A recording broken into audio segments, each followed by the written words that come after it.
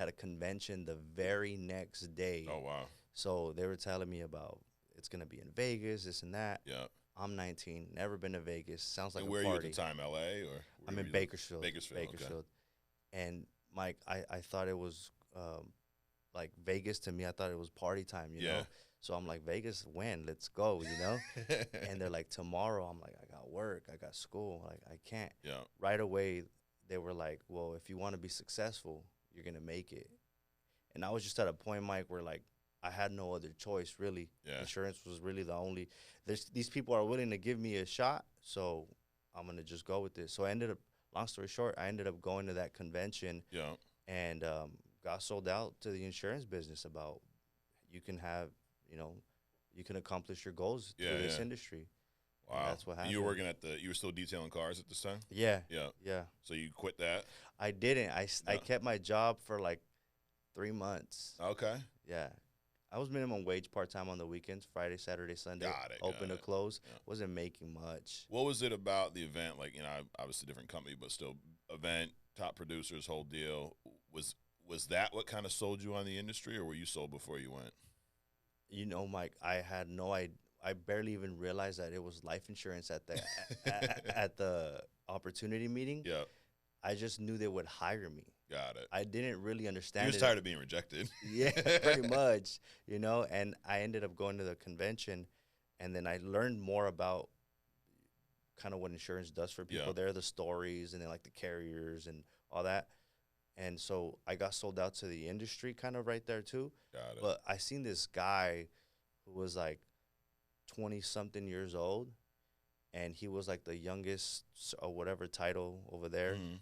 And I heard his story, and I thought my story was like I don't know why I felt like my story was bad, but Yeah. I'm like, dude, this guy, he had a worse GPA than me, and he's doing pretty good, you know. I'm like, maybe I could do this. That was really it. Really? Yeah. Yeah. That makes sense. I remember my first event. It was a different company, but very similar story. I saw Andrew Taylor, who's a few years younger than me, and same deal. He's being paraded up there. He's making, you know, selling X amount. He's got a team, and I'm like, holy shit, that kid's doing it? Like, no offense, but like this kid from California is doing it. Like, why can't I do it? Right. You know, that's why it's, you know, put whatever industry in is get around the heat, right? Yes, sir. So you got licensed, was it right after that? Yeah, Yeah. within a week. They booked my exam. They didn't even tell me. They just Oh, they did it booked for you? Yeah, they booked it. They were Yeah. like, hey, your test is this day. And I'm like, I haven't even got my courses. And they're like, well, it's a good You time gotta to get start. your ass moving. Yeah. And thank God. I don't know how, Mike, but I passed. And Yeah. I've never needed to take it ever again. Got it. And now, did you hang on? You were still detailing cars on the weekends while you were getting going, or Yeah. when did you leave that? Yeah, I was detailing cars for about 3 months. Yeah. I would, Monday, because immediately coming back from that event, I dropped out of school. That was like the first thing I Yeah. did. And I'm not saying for anybody to do that, but that was just Hey, what it worked I, for you, right? Yeah, that's what I What'd did. your parents say?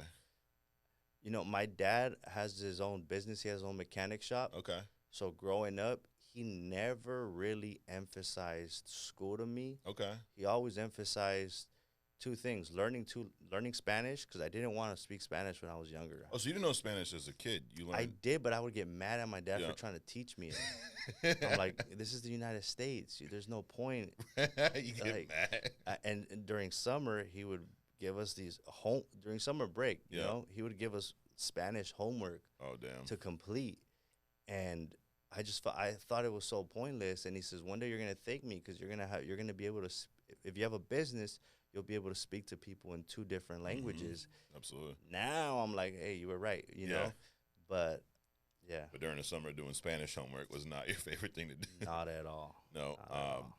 What was it like hitting the phone? Like, was this other company lead based, or how did you? No, it wasn't. It wasn't lead based, but you still had to make phone calls Okay. for sure. Yeah. And I was terrified, Mike. Really? Terrified. And What scared you about it? I just had never done it. Yeah. I sounded robotical. Even Yeah. I remember over there was like, you know, friends and family, the whole Okay, the whole so deal. referral based or whatever. Yes, friends and family, referral based. Yeah. Basically, anybody that you can get. Yeah. That's really what it was. And so even calling people that you know, you would think that maybe it's an easier conversation. It wasn't for me. Right. It wasn't for me at all. It was terrifying, actually. Yeah. But just hearing other people do it around, I think going to the office and being around other people and seeing them do it and then them getting results from it was the only thing that I could hold on to at that moment, that I'm like, hey, if I just keep doing it, I'll have what they have. Yeah.